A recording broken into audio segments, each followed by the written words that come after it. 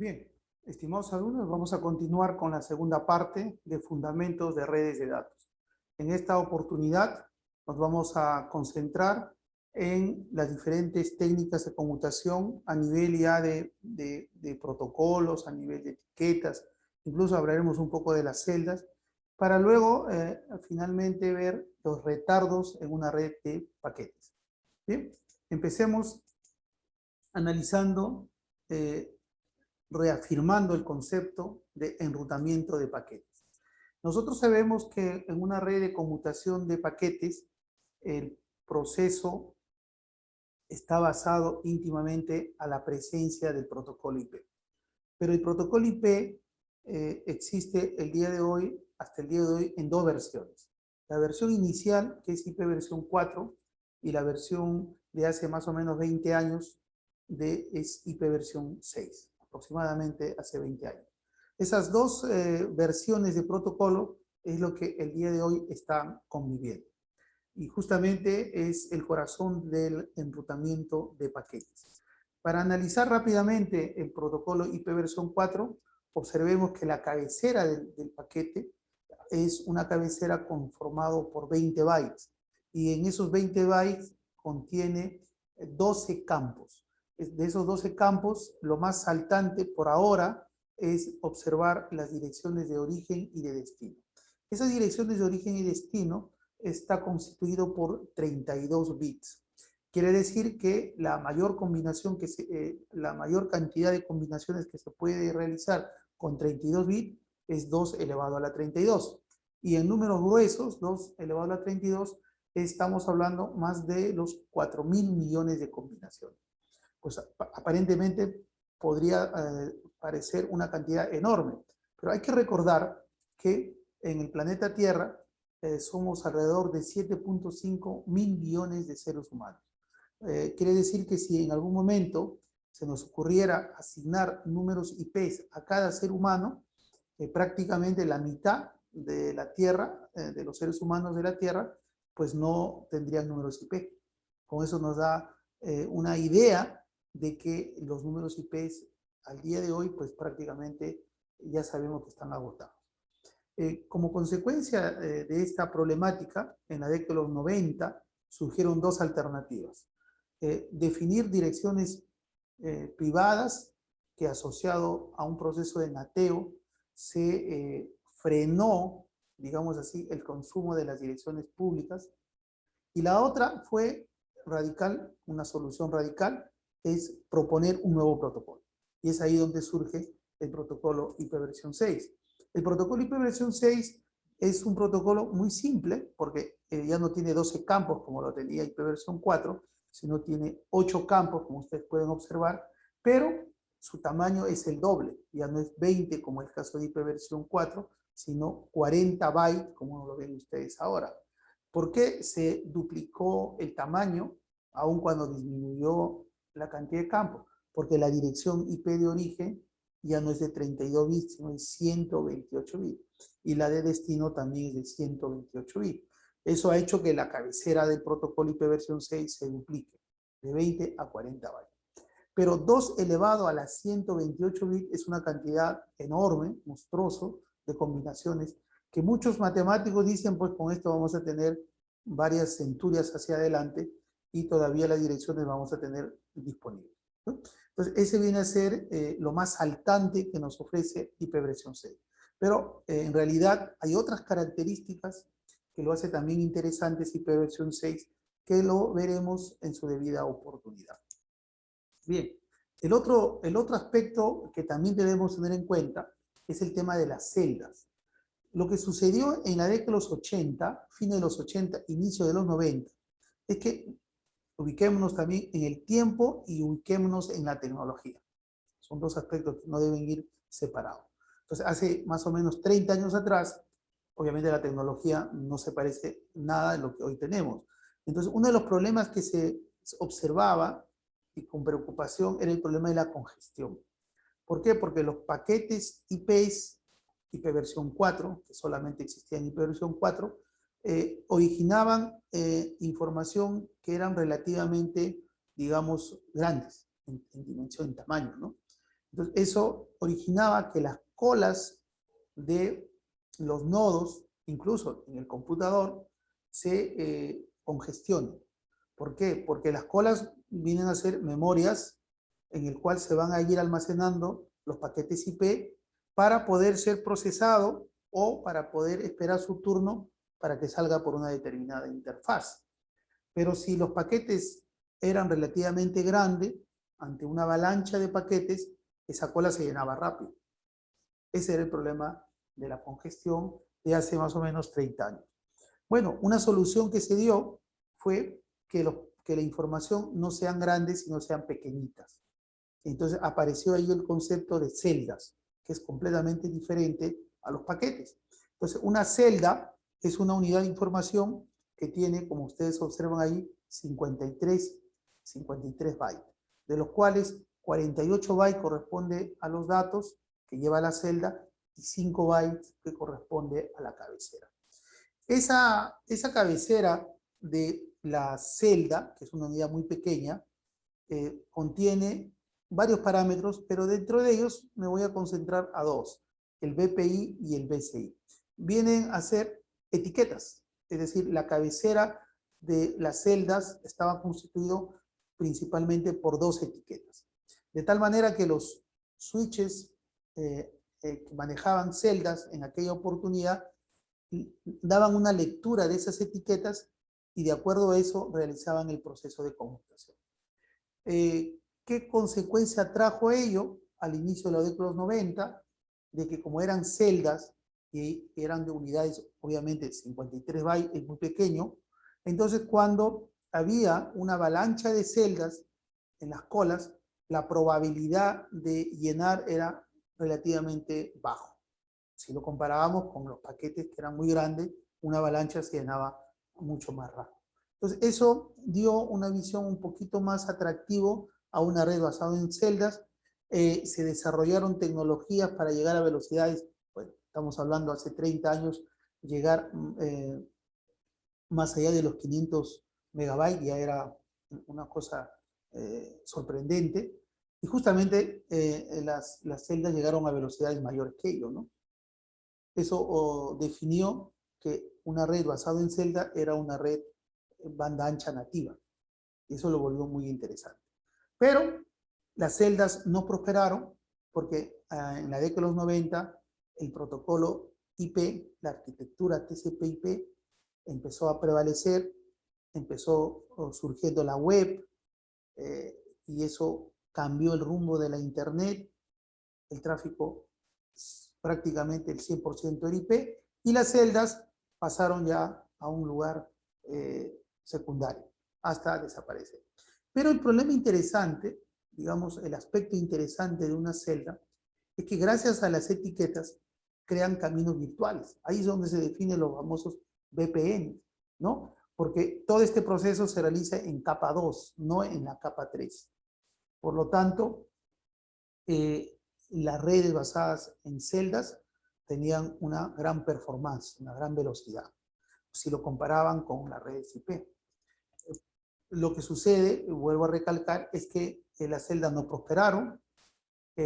La tecnología que se basó en las celdas se conoce o se conoció como redes ATM, modo de transferencia asíncrono.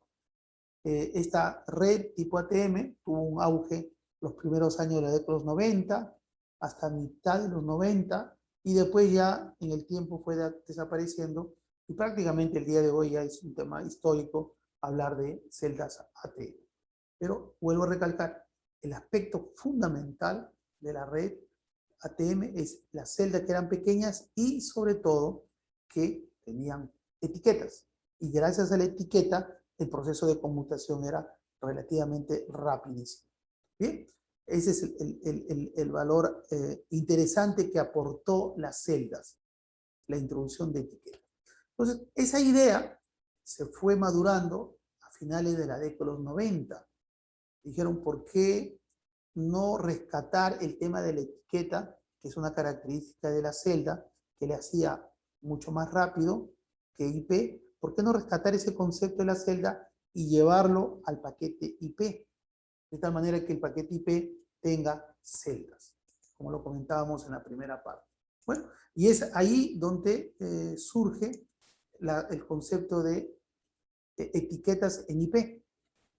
Inspirado en lo que ofrecía ATM, se le adiciona al paquete IP una etiqueta, una cabecera que contiene etiqueta, pero solamente una, a diferencia de ATM que habían dos.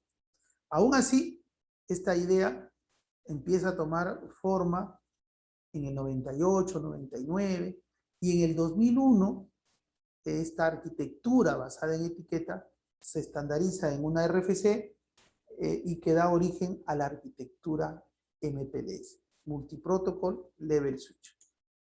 Entonces, ¿cuál es la idea?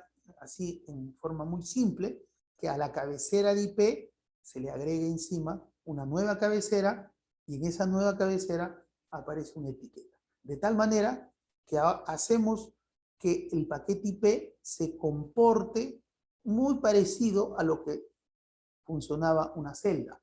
Claro, guardando distancia porque los paquetes eran muy grandes comparados con una celda.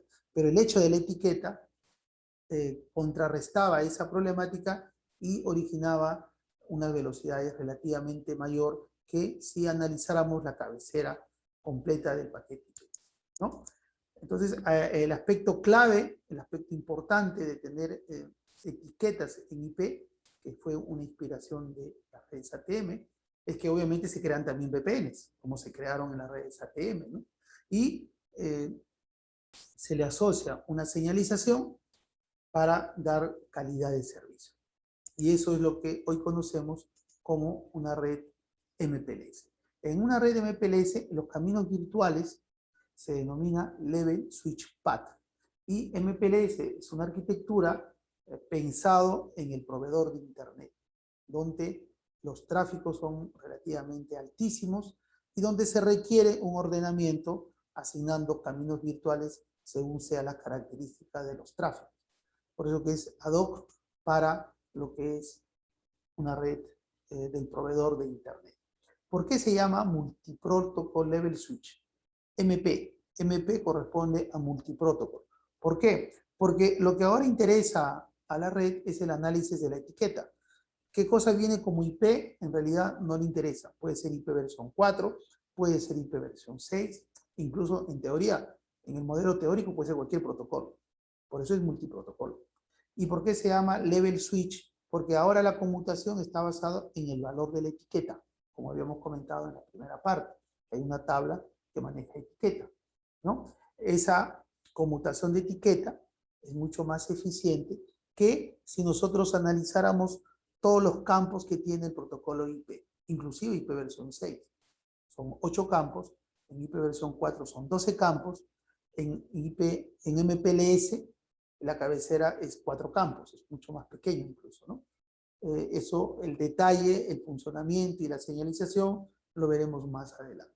Lo esencial es que gracias a la introducción de una etiqueta al protocolo IP, aparece todo un modelo que se conoce con el nombre de arquitectura MPLS. Se dice, en el marco conceptual de la Internet, que uno de los hitos de quiebre, que cambia el mundo del Internet, es justamente la introducción de etiquetas y el surgimiento de la arquitectura MPLS. El otro quiebre, el otro hito en la Internet se da en el 2008-2009, cuando se propone la separación del plano de control del plano de datos, lo que hoy origina las llamadas redes SDN, ¿no? SD-WAN y todo lo que es la programabilidad de la red. Ese viene a ser el segundo hito. Pero el primer hito en el mundo de Internet es justamente la introducción de las etiquetas. Con respecto a los retardos, hay que tener en cuenta que el retardo sí, de manera inherente, es un aspecto que no nos podemos escapar de la red.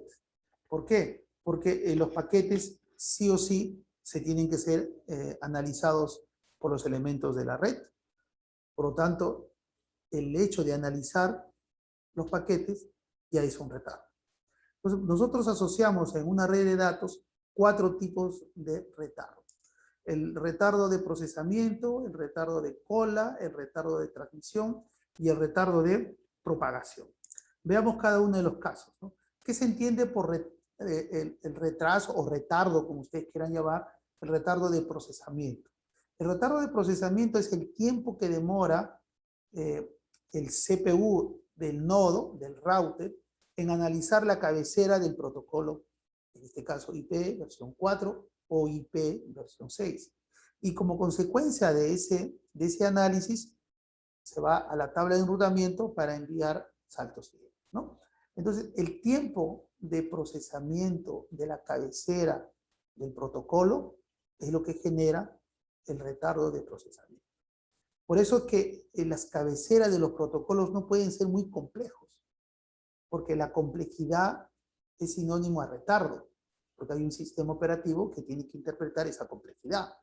Si nosotros colocáramos algoritmos muy complejos en las cabeceras de los protocolos, eso significaría que los routers tendrían que emplear tiempos muy pronunciados para poder interpretar, entender esas cabeceras que están protegidas a través de un proceso de encriptamiento o lo que sea, ¿no? Por eso que consideraciones complejas no se hacen a nivel de red, se hace a nivel extremo, ¿no? Entonces, el retardo de procesamiento es algo inherente y está íntimamente ligado a la complejidad del protocolo. Luego tenemos el retardo de cola. En una red, en un nodo, tenemos varios tipos de cola, a la entrada de la interfaz, a la salida de la interfaz. ¿Por qué tenemos a la entrada? Porque la velocidad con que llegan los paquetes a un nodo tiene que guardar una relación con la velocidad de procesamiento del CPU de esos paquetes. Pero si la velocidad con que se procesa es menor con la velocidad con que llega, va a haber un momento en que el procesador ya no tiene tiempo de analizar la gran cantidad de paquetes que han llegado. Entonces, una solución es eliminar y esperar que termine todo el proceso para luego reinicializar el análisis de los nuevos paquetes. Pero ahí estamos perdiendo información. La otra alternativa es considerar una cola interna en la entrada para que se vaya almacenando esos paquetes que no se pueden procesar en ese momento, de tal manera que cuando el CPU finaliza su procesamiento con los datos iniciales, va y lee la cola y empieza a procesar esa información. Entonces, esa cola necesita genera un tiempo en el cual los paquetes llegan, esperan su turno y luego es procesado. Por otro lado, cuando se decide ir por una interfaz para ir al salto siguiente dentro del nodo, también se pone una cola porque pueden haber, no un paquete, pueden haber muchos paquetes que están tratando de salir por esa interfaz. O simplemente, una vez tomada la decisión, queremos generar una cierta velocidad con que salen los paquetes que están almacenados en una determinada cola. Sea cual sea, tengo cola de salida, cola de entrada y cola de salida. A las colas de entrada se le conoce como los procesos de gestión de cola, y a las colas de salida se le conoce como la planificación o scheduling de las colas. Esas colas generan esperas y esas esperas son retardos, ¿sí? Entonces, el retardo de colas es también algo inherente en una red. No nos podemos sustraer a esa problemática, ¿no? Entonces, alguien dirá, pues si la cola es muy grande, va a haber más retardo. Así es. Y si la cola es pequeñita, hay menos retardo. Efectivamente. Pero si la cola es pequeñita, ante una avalancha de paquetes se congestiona. No conviene que sea muy pequeñito. Y si la cola es muy grande, puede soportar muchos tráficos, sí, pero imagínense, el último que acaba de entrar en una cola grande, larga, va a emplear un tiempo, su turno va a ser después de, no sé, de un tiempo relativamente mayor, ¿no? Entonces, ahí también viene un problema de compromiso interno. Por eso que existen una cierta cantidad de algoritmos que tratan de minimizar y de buscar ese compromiso entre el retardo y el tamaño de las colas, ¿no? Nosotros tenemos un tercer retardo, que se conoce con el nombre de retardo de transmisión. ¿Qué consiste? Consiste en el tiempo en que demora un paquete en salir íntegramente por la interfaz del nodo, ¿no? ¿Me explico bien? Dentro del router, dentro del switch, dentro del nodo, hay colas donde la información está almacenada. Entonces, en algún momento se toma la decisión para que ese paquete que está almacenado, vamos a suponer un router, ese paquete que está almacenado empiece a salir. Entonces, desde el primer bit que sale, sale el segundo, sale el tercero, hasta el último bit. Entonces, hay un tiempo en que demora en salir toda la información completa de la información que está encolada. Entonces, ese tiempo es directamente proporcional a la cantidad de bits, a la longitud del paquete. Y inversamente proporcional al hardware, a la velocidad en que salen los paquetes. Cuanto más rápido salgan los paquetes, menos tiempo me voy a demorar. Cuanto más lento, más tiempo me voy a demorar. Entonces es inversamente proporcional a la tasa de envío de la interfaz. Para ser más claro, a ese valor le llamo R, a la tasa de envío, a la velocidad del hardware, y al tamaño le llamo L. Por eso que el retardo de transmisión es igual a la longitud del paquete expresado bits entre la velocidad de envío de la interfaz, ¿no? En una red tipo Ethernet, el R vale 10 megabits por segundo. En una red tipo Fast Ethernet vale 100 megabits por segundo. En una red tipo Giga Ethernet, esa interfaz tipo Giga Ethernet, esa R vale 1 gigabit por segundo, ¿no? Por eso que cuanto mayor sea ese valor de salida, menor retardo va a ser, ¿no? Ese es el retardo de transmisión. Por otro lado, tenemos el retardo de propagación. Es el tiempo que se demora en que los bits, desde el momento que salen de la interfase, pasa por el medio, que puede ser la fibra, puede ser lo que sea, inalámbrico, hasta que llegue al otro nodo. Ese tiempo es el tiempo de propagación. Entonces, cuando más largos en metros sea la distancia, más tiempo se va a demorar. Y depende también de la velocidad del medio. Cuanto mayor velocidad sea, menos tiempo. Por lo tanto, es inversamente proporcional a la velocidad del medio. Nosotros sabemos que la velocidad de la luz es el valor más, es el máximo valor que hay en el mundo físico. Por lo tanto, si nosotros logramos transmitir en luz, ese retardo de propagación va a ser muy, muy pequeño, ¿no? Por eso que nosotros preferimos la fibra, ¿no? Esa es la razón por la cual minimizamos el retardo de propagación utilizando la fibra, ¿no?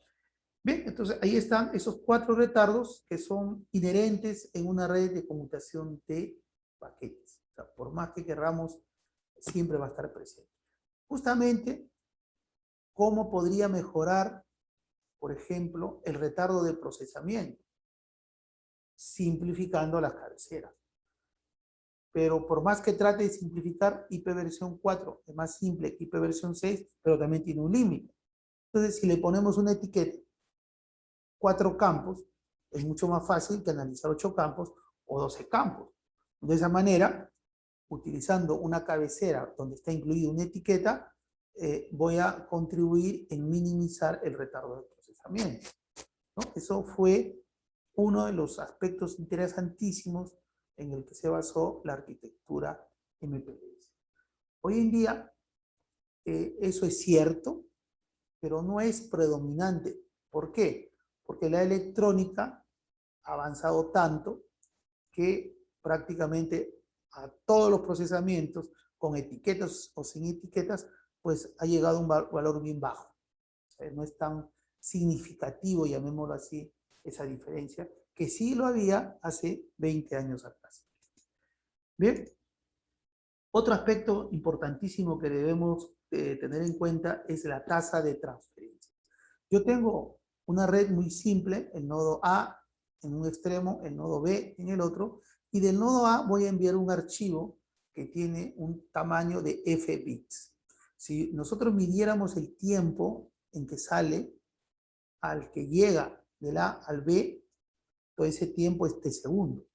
Entonces, el cociente de la cantidad de información que estoy transmitiendo por el tiempo que se demora, a eso le vamos a llamar la tasa media de transferencia, ¿no? También nosotros podemos encontrar la tasa instantánea, ¿no? Pero concentrémonos ahora en el caso de que tenemos enlaces de diferentes velocidades, ¿no? Pues no todos los enlaces son iguales. Por ejemplo, entre el router y la PCA hay una velocidad de enlace R sub S que por la figura es un valor pequeño. Por ejemplo, faceta. Y entre el router y la PCB es una velocidad alta. Vamos a suponer gigaeta, ¿no? Entonces, para ilustrar la figura, entonces tenemos enlaces que son de diferentes velocidades. Uno R sub S y el otro R sub C. Entonces, cuando yo quiero encontrar la transferencia o el throughput, la tasa de transferencia, entonces tengo que encontrar, igual que en el caso anterior, el valor del cociente entre la cantidad de bits y la velocidad. ¿Pero cuál velocidad? En el peor de los casos es R sub S, que es el peor de los casos, entre R sub S. Claro, no voy a hacer entre R sub C, porque esto es como si fueran unas tuberías, ¿no? Si pasa por el R sub S, va a pasar por RC. Pero si pasa por RC, no va a pasar por RS, ¿no? Porque el flujo de la información va a ser aceptado de acuerdo a la velocidad con que tengo disponible en el enlace. Por eso que voy en el caso más desfavorable. Esa es una manera de poder analizar. Si ahora invertimos los papeles, ahora el lado donde hay mayor velocidad es hacia el nodo A y el de menor velocidad hacia el nodo B. Obviamente aquí el cociente va a ser siempre el de menor velocidad. En este caso el de menor velocidad es R sub C. Entonces, en conclusión, la formulita mágica para medir la tasa de transferencia cuando tengo enlaces heterogéneas viene a ser la cantidad del archivo que se envía entre el mínimo de todos los enlaces, de las velocidades de todos los enlaces. El mínimo. Puede ser RC o RC. RS o RC. ¿No? Ese viene a ser justo el mínimo. Entonces, de esa manera puedo estar midiendo el rendimiento a lo largo de la tasa de transferencia, o algunos le llaman el throughput en la red. ¿De acuerdo? Otro concepto importante que nosotros debemos distinguir es lo que representa o en qué consiste el ancho de banda y la banda ancha. El ancho de banda sabemos que es la cantidad de bits que va a circular por un medio, megabit, gigabit, etc. Pero la banda ancha es otro concepto. La banda ancha es aquella velocidad, la mínima velocidad, es la mínima velocidad que debe tener una red para que los usuarios puedan utilizar los servicios básicos, que es un derecho hoy en día, más todavía en la situación que nos encontramos de cualquier ciudadano, ¿no? Entonces, si nosotros estamos satisfechos de la red, porque todas nuestras aplicaciones, servicios básicos, por ejemplo, educación, por ejemplo, medicina, gobierno electrónico, entre otras cosas, están satisfechos con esa velocidad mínima, porque a partir de aquí ya no funciona, hacia arriba es lo ideal, entonces la red se transforma en una red de banda ancha. Por lo tanto, el concepto de banda ancha es un concepto que va no solamente en el tema técnico, sino va más allá del tema técnico, porque ya estamos hablando de aplicaciones que son considerados como servicios básicos para la ciudadanía, porque si yo tengo una red que no me soporta los servicios básicos, esa red no es de banda ancha. Entonces estamos entrando a un terreno de derechos de los ciudadanos. Por eso que la banda ancha es una política de Estado.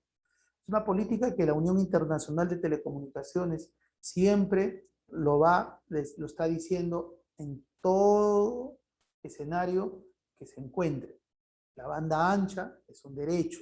La banda ancha es lo que todos debemos llegar para asegurar que el tráfico de cualquier usuario ubicado en cualquier lugar pueda ser, puede transitar por la red sin ningún problema. Y eso nosotros sabemos en nuestro país no está sucediendo del todo. Hay lugares que no hay internet, ahí estamos peor todavía, y hay lugares donde sí hay internet, pero hacer una videoconferencia es prácticamente difícil y en algunos casos imposible. Entonces, desde el momento que ese ciudadano que está haciendo educación a distancia no puede acceder a la internet porque el ancho de banda es muy bajo, entonces yo no puedo hablar de banda ancha. No puedo hablar de banda ancha. Entonces, la banda ancha asegura justamente las tasas mínimas necesarias para que sus aplicaciones que son fundamentales, vuelvo a repetir, en educación, salud, gobierno electrónico, etcétera, teletrabajo, pueda realizarse sin ningún manera, sin ningún problema. Entonces, ahí viene el tema de la tecnología. ¿Qué tecnología es posible, se debería utilizar para tener una banda ancha? Y la respuesta que cae de maduro es la fibra óptica. Y en nuestro país tiene fibra óptica. Gran parte de nuestro territorio peruano, sobre todo en las grandes capitales de distrito, llega la fibra óptica, ¿no? O sea, nosotros tenemos la infraestructura de una banda ancha que no lo estamos utilizando, no por un tema técnico, sino por un tema legal, por un tema de modelo económico, que, bueno, hay que refinar, entiendo yo, para que entre al terreno de la factibilidad económica.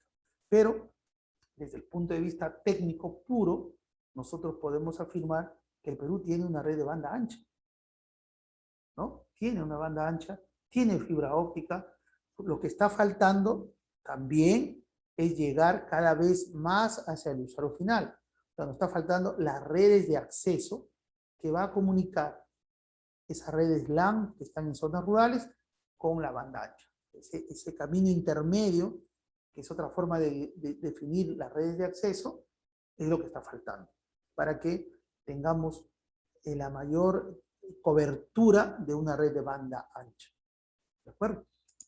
Bien, entonces no se olviden que la red dorsal de fibra óptica es el componente tecnológico, en nuestro caso, en nuestro país, para poder llegar, ojalá, muy pronto en la banda ancha. Yo a veces me pregunto, a veces en varias oportunidades, ¿qué hubiera sido de nuestro país si la fibra óptica hubiéramos empezado a darle la utilidad que debió haberse dado hace 5 años? La situación en que nos encontramos en gran parte del Perú, sobre todo en el campo educativo, ¿hubiera sido igual? Entiendo que hubiera sido mejor, ¿no? Si hubiéramos utilizado la fibra óptica como se debió haber hecho desde el momento en que estuvo ya operativo.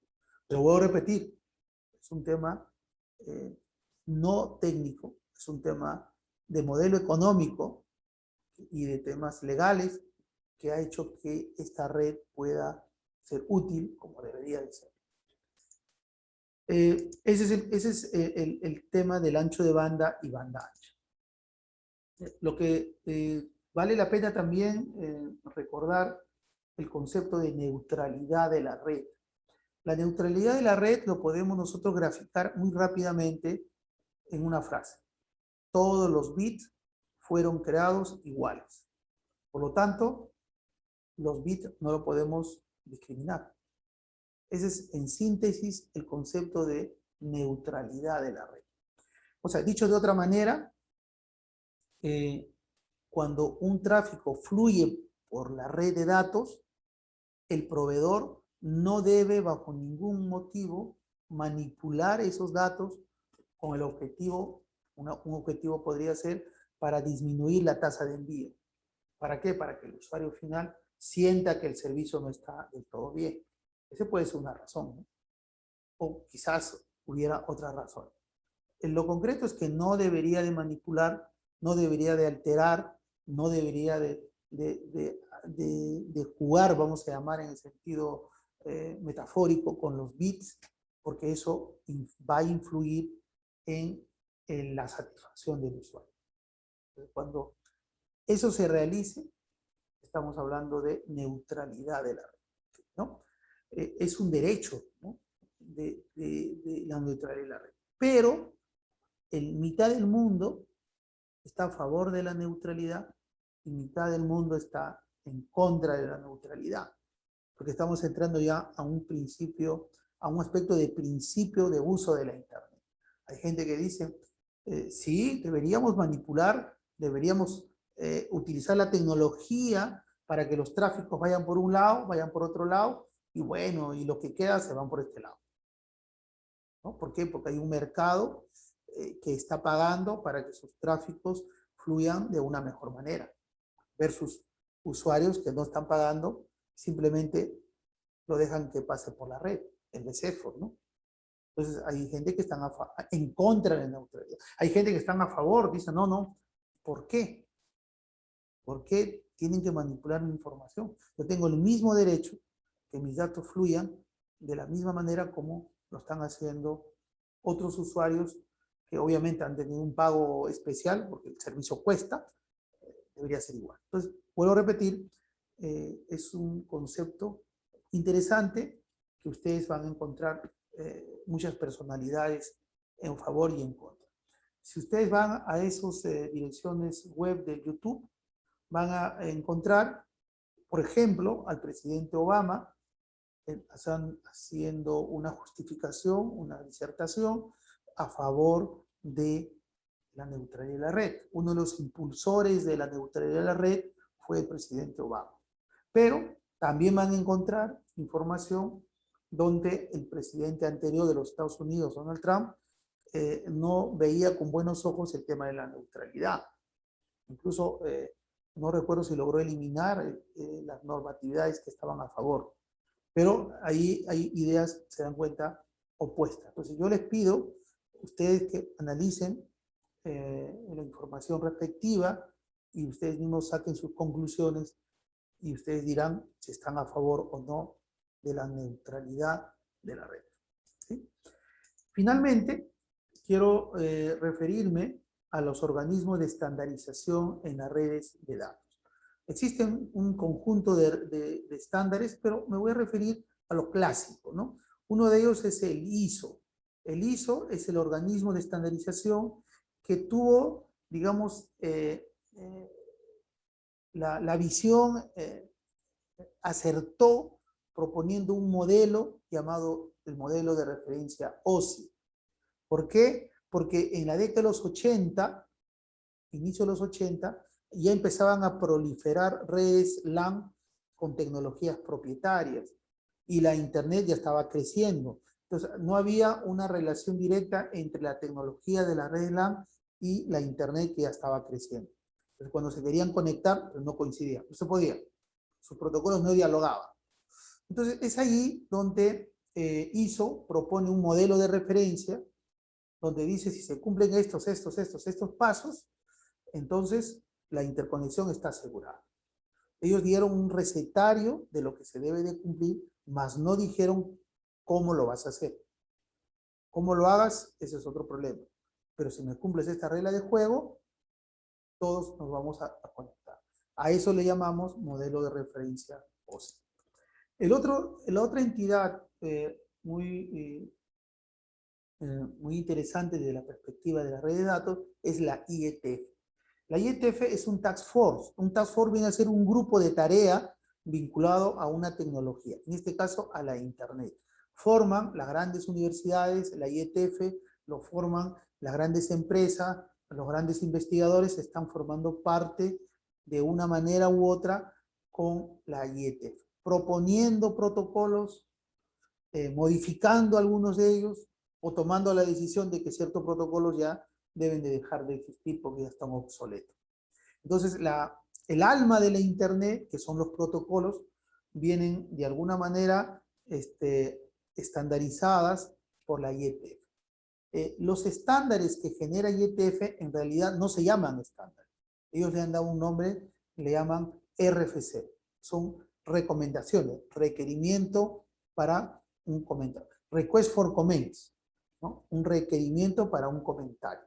¿Por qué? Porque este tema es histórico. Porque en los inicios de la Internet, los grupos de investigación proponían alguna modificación en esa red incipiente que se llamaba ARPANET y luego pasó a ser Internet en la década de los 80, lo pasaban a sus compañeros investigadores para que opinen y lo mejoren, y de acuerdo a ello uno volvía a mejorar. Por eso era requerimiento para comentario. Entonces, esa filosofía de trabajo se mantiene hasta el día de hoy, y es por eso que se llaman RFC. IP versión 4 es una RFC, IP versión 6 es RFC, MPLS es RFC, TCP es un RFC, UDP es un RFC, etcétera, etcétera. Entonces, la IETF, tienen ustedes ahí las RFC. Antes de que sea un RFC, el documento es un borrador, es un draft. Un draft está sometido a la comunidad académica y a las empresas, y para que den un visto bueno de si eso prospera o no. Hay muchos drafts y pocas RFC producto de los drafts, como se pueden entender, ¿no? Luego tenemos la UIT, la Unión Internacional de Telecomunicaciones, la UIT o la ITU, como quieran llamar. Es un organismo que aglutina a todos los países del mundo, ¿no? Esta UIT es el producto de otro organismo que existió que se llamó el CCITT, que en el año 93 evoluciona para llamarse la UIT con una visión mucho más moderna. ¿Por qué? Porque el CCITT era un comité consultivo de telegrafía y telefonía. Su nombre nomás lo dice, ¿no? Ya estaba un poco desactualizado. Entonces evoluciona a lo que es la Unión Internacional de Telecomunicaciones, aglutina a todos los países, y todos los países son miembros de la OIT. Nuestro país, el Perú, es miembro. El que representa, el que tiene, digamos, actividad dinámica en la OIT, en nuestro caso es el Ministerio de Transporte y Comunicaciones y el INTEL, el Instituto Nacional de Investigación y Capacitación de Telecomunicaciones, es parte de todo el engranaje de la OIT, ¿no? Luego, finalmente, para terminar esta visión rápida de los organismos de estandarización, está la IEEE. La IEEE es un organismo que está concentrado fundamentalmente en la arquitectura de la red. Cuando digo arquitectura de la red, me estoy refiriendo a la parte física de la red, es decir, al medio de transmisión, al tema de las antenas, al tema de la propagación, entre otras cosas. O sea, si es microondas, si es Wi-Fi, si es Bluetooth, entre otras cosas, los algoritmos para evitar las colisiones, entre otras cosas, son lo que se concentra la IEEE en general. En cambio, la IETF es el opuesto. Ellos se concentran en los protocolos, en las capas superiores, y asumen que esos protocolos fluyen por una red que a ellos no les interesa. Literalmente dice, eso no es mi problema. Eso lo ve la OIT. Y al revés, la OIT dice, yo me encargo de todo lo que es la capa baja del modelo OSI, la capa 1, la capa 2, y lo hago bien, y que venga el protocolo que sea, va a pasar por la red, ¿no? Por lo tanto, hay una visión complementaria entre lo que nos dice la IEEE y la IETF. Una recomendación es que hay que empezar a leer los dos estándares, ¿no? La IEEE y la IETF, ¿no? Para verlo de manera integral. Bueno, eso es en principio lo que yo quería comentar en esta segunda parte. Solamente para terminar, la IETF genera documentos que son expresados en texto, ni siquiera, también está en PDF, pero en texto, de tal manera que es de libre acceso. Ustedes pueden inmediatamente obtener los estándares, las RFC de la Internet, sin ningún problema. Bien, esto es lo que yo quería comentarles en esta segunda parte, y ya nos veremos en la parte final de los fundamentos de redes de datos. Bien, hasta la próxima.